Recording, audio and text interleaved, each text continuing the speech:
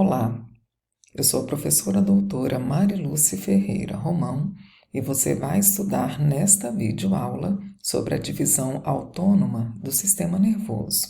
Então vamos lá?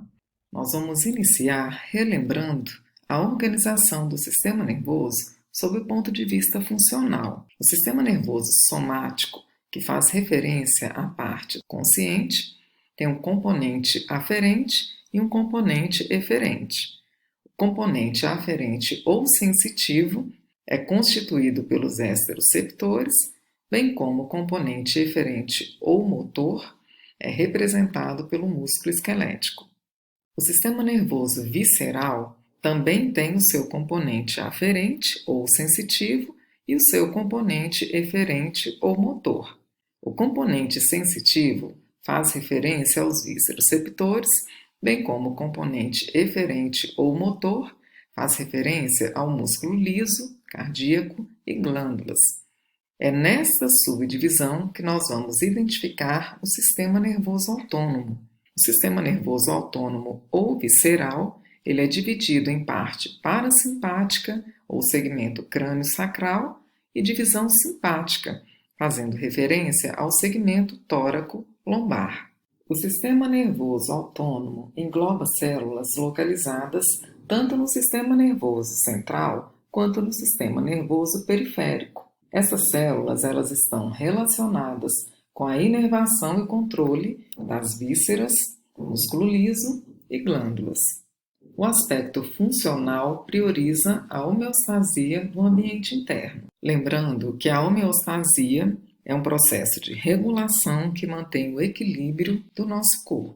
Os neurônios eferentes do sistema nervoso autônomo se dividem em dois grupos: a divisão simpática e a divisão parasimpática. Os aspectos funcionais transitam tendo em vista efeitos antagônicos, entre efeitos que são identificados como excitatórios e inibitórios.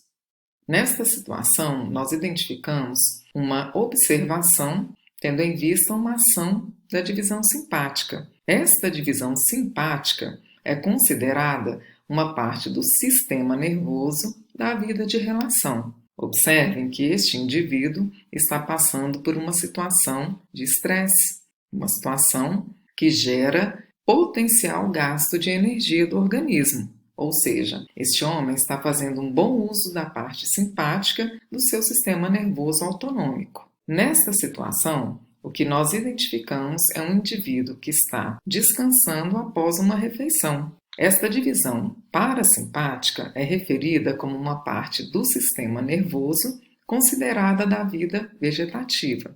Como indicação desta figura, não existe coisa melhor que uma boa e farta refeição e uma confortável poltrona para facilitar as atividades à parte parasimpática do sistema nervoso autonômico.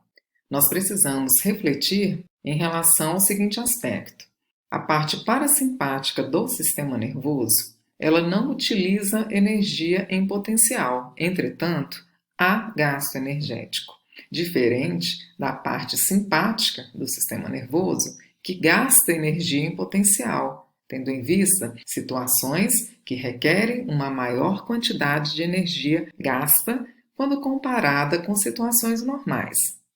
Na divisão simpática, nós encontramos, tendo em vista os segmentos torácicos até o nível superior lombar, de L1, L2, L3, nós identificamos os cornos laterais.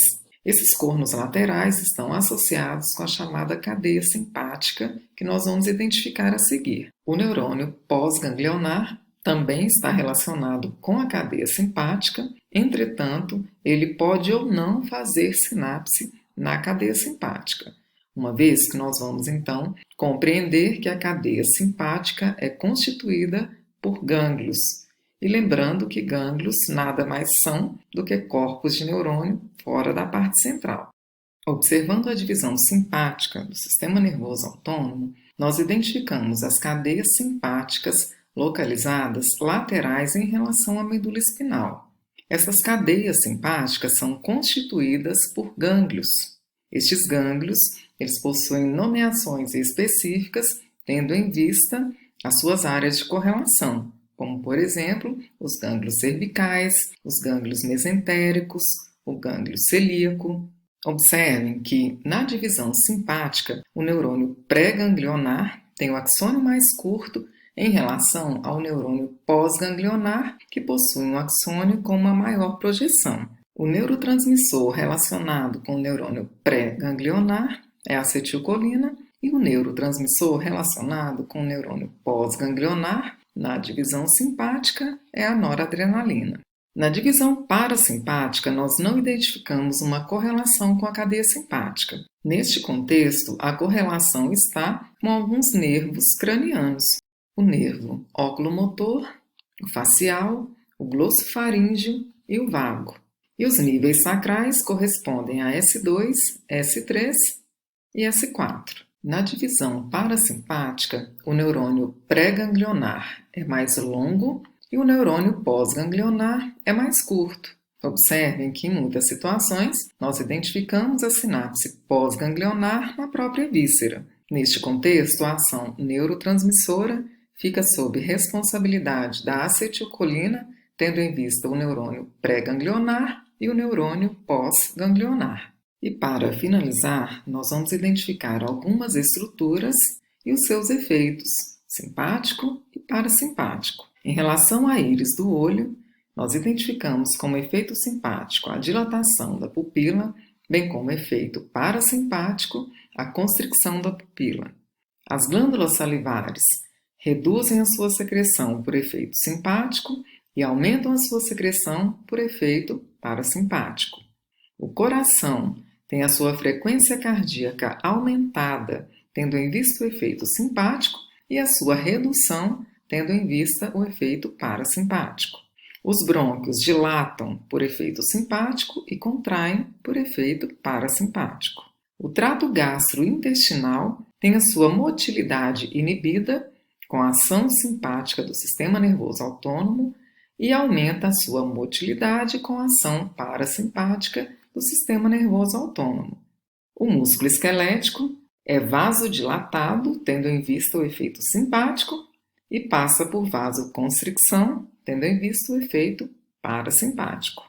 Bons estudos e até a próxima!